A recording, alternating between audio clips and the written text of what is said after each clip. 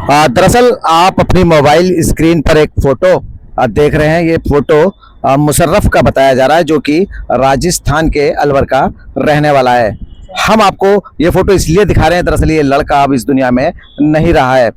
दरअसल इस लड़के के साथ आशंका ऐसी लगाई जा रही है कि लूटपाट हुई है और लूटपाट के बाद इसको चाकू मारकर मौत के घाट उतार दिया गया है। फिलहाल मेरी मौजूदगी थाना शास्त्री पार्क के बाहर है, जहां पर मुशर्रफ का परिवार आज यहां पहुंचा है। बताया जा रहा है कि मुशर्रफ के साथ ये जो वारदात हुई है वो 14 तारीख की देर रात को ये वारदात घटी है। वहीं लगातार उत्तर पूर्वी जिले के अन्य थानों में हत्याओं की जो वारदात है वो रुकने का नाम नहीं ले रही हैं। जैसा कि हम देर रात आपको खबर दिखा रहे थे, थाना दयालपुर में ताबड़तोड़ गोली मारकर वहां पर भी एक हत्या की गई, जिसमें राशिद 40 साल उसकी उम्र बताई गई।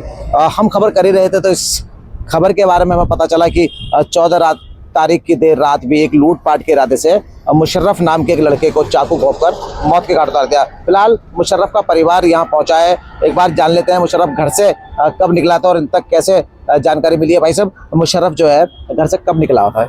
सर उसको 4-5 दिन हो गए, गाड़ी पे यहीं काम करता था, यहीं रहता था। अच्छा, 10 तारीख को आया हुआ घर से। घर से 10 तारीख को आया हुआ है। अच्छा, कैसे आप तक जानकारी पहुंची कि मुशर्रफ के साथ ये वारदात घट गई है? सर हमारे पास दूसरे दिन दोपहर में 9-10-11 बजे के बाद पहुंची थी, पुलिस ने सूचना दी हमें। अच्छा, जब आप यहाँ पहुंचे तो क्या जानकारी मिली आपको कि किस तरह से उसके साथ वारदात हुई है? जैसा कि अभी आप बता रहे थे कि मोबाइल भी उसके पास था, कैश कुछ उसके पास था, तो क्या उसके साथ लूटपाट की घटना हुई है? उसको विरोध उसने किया है लूटपाट का, उसके बाद उसको चाकू घोंपा गया है? हाँ सर, यही घटना है। अब पुलिस अपनी कार्रवाई कर रही है, जिस तरीका से करेगी पुलिस ही करेगी साहब। अच्छा, ये भी बता रहे हैं कि भाई साहब जो ये मुशर्रफ है 6 बहनों का भाई है। बड़े दुख की बात है कि इकलौता घर का चिराग। हाँ जी, ये 6 बहनों के बीच में एक इकलौता भाई है। अभी बता रहे हैं कि शादी भी रिसेंटली हुई है इसकी। हाँ, अभी 1 साल भर शादी को हुई है, 1 वर्ष हुआ शादी को हुई। बिल्कुल, देखिए 1 साल अभी शादी को हुआ था मुशर्रफ की।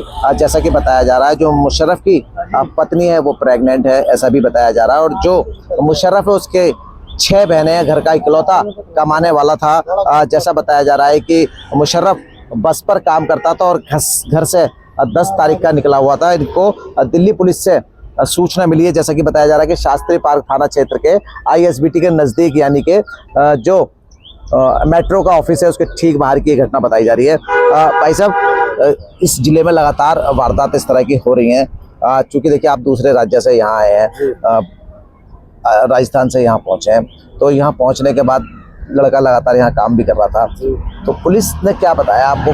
कि तो पुलिस हमारे हिसाब से सही कार्रवाई कर रही है, हमारा पूरा साथ दिया पुलिस ने जी, है ना। हमने आने के बाद में सारा कागज वागज तैयार करवाया। आज हमारे साथ में SHO साहब थाने का इंचार्ज गाड़ी लेके खुद वहाँ पोस्टमार्टम के लिए गया है हॉस्पिटल, और सारा काम करवा के अब हम सारा काम उसने कागज कार्रवाई बहुत अच्छी सौंप देगा। तो हम यह चीज आगे की कार्रवाई पुलिस जारी रख रही है।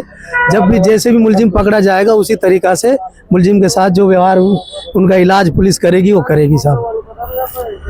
बिल्कुल, देखिए बहुत बड़ा सवाल इस जिले में ये खड़ा होता है कि एक के बाद एक हो रही वारदातों ने कहीं ना कहीं दिल्ली पुलिस की कलाई खोल के रख दी है। इस जिले को लगातार मैं जैसा कहता आ रहा हूँ कि पाताल लोक से जाना जाता है। पाताल लोक इसलिए कहा जाता है कि एक दिन बीतता नहीं है, दूसरे दिन वारदात सामने आ जाती है। यानी कि सप्ताह की अगर हम बात करें तो ऑन एवरेज 4 से 5 हत्याएं इस जिले में लगातार हो रही हैं। जब से नए DCP यानी कि राहुल अल्वाल साहब ने कमान संभाली है, लगातार हत्याओं का जो सिलसिला है वो रुकने का नाम नहीं ले रहा है। तो कह सकते हैं दिल्ली पुलिस के तमाम जिलों में इतनी वारदात नहीं होती जितनी उत्तर पूर्वी जिले में अकेले हो जाती है। कैमरा पर्सन आरिफ के साथ इसरार अहमद, दिल्ली।